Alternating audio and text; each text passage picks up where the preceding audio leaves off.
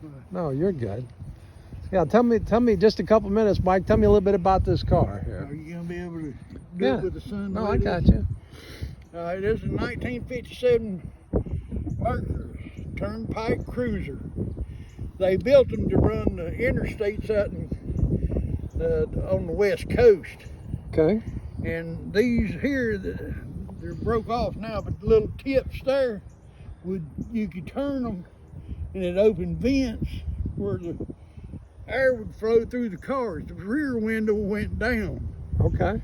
And it let wind go through there, which is really smart on Mercury's part back then because there wasn't no air conditioning. But they put 430 cubic inch Mercury Lincoln Continental engines in them so they could run up and down the turnpike without being in a strain. And that was probably one of the fastest street cars on the market at the time. They was big and heavy, and they could run 80 and 90 and 100 miles an hour out there on the turnpikes and never flinch. Okay.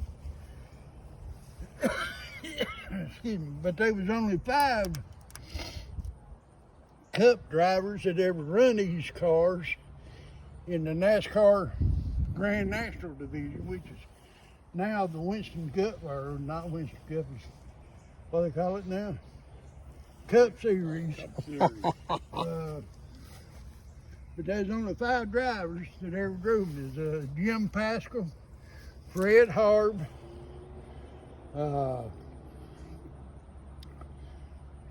I'm trying to think. One of the Flock boys, Tim drove the Monterey.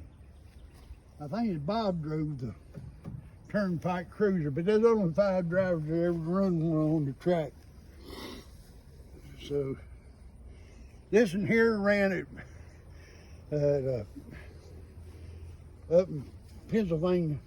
Okay. Langhorne, Pennsylvania is the only place this car ever actually raced. And the guy dropped out of racing, and anyhow he passed away, and his kids put the car out in the woods, and somebody else bought it, and I bought it from them and fixed it up like the one that Fred Harb drove. And what year did you fix it up in? That had to be night. I'm gonna say that was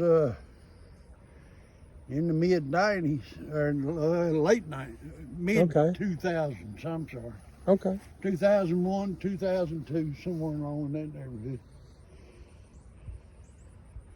And I let it sit here, and I'm deeply sorry that I've done it.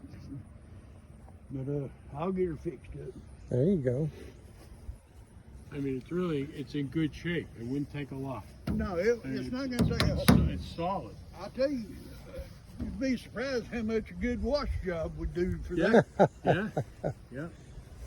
And retracing the number and stuff like that. Last summer, I did spin it over a few times. The motor's still free and all that. Still loose and everything. Dewey Livengood. Have you ever heard of him? No. He's the engine builder for Billy Hagan, Terry Labonte, Yeah. Dale Earnhardt, and Richard Childers. He retired from Childers. Now, he's a good friend too. Where does he live?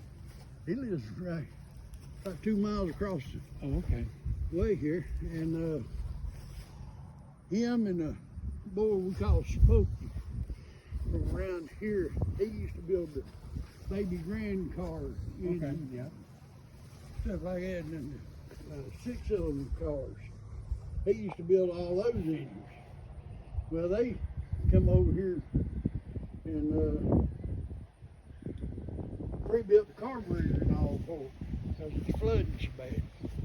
I sure did catch on fire. And they rebuilt the carburetor and this, that, and the other. Run like a top. Hmm. I don't know about now, but it did then. But Dewey Loudon's a good man too. He's getting in feeble shape. We'll run into him at the restaurant eating breakfast every once in a while. Him and his wife. We'll chew the fat. Or we'll go to meet down at Smokey's garage and sit around down there. Dave Marcus comes every once in a while and we'll have lunch. All those get together. But they do not make them like this. Oh no. Oh man, the metal in these cars. There's I don't believe you can go in the junkyard and build one anymore because they're all crushed up, all gone. Well, thank you for sharing that, Mike.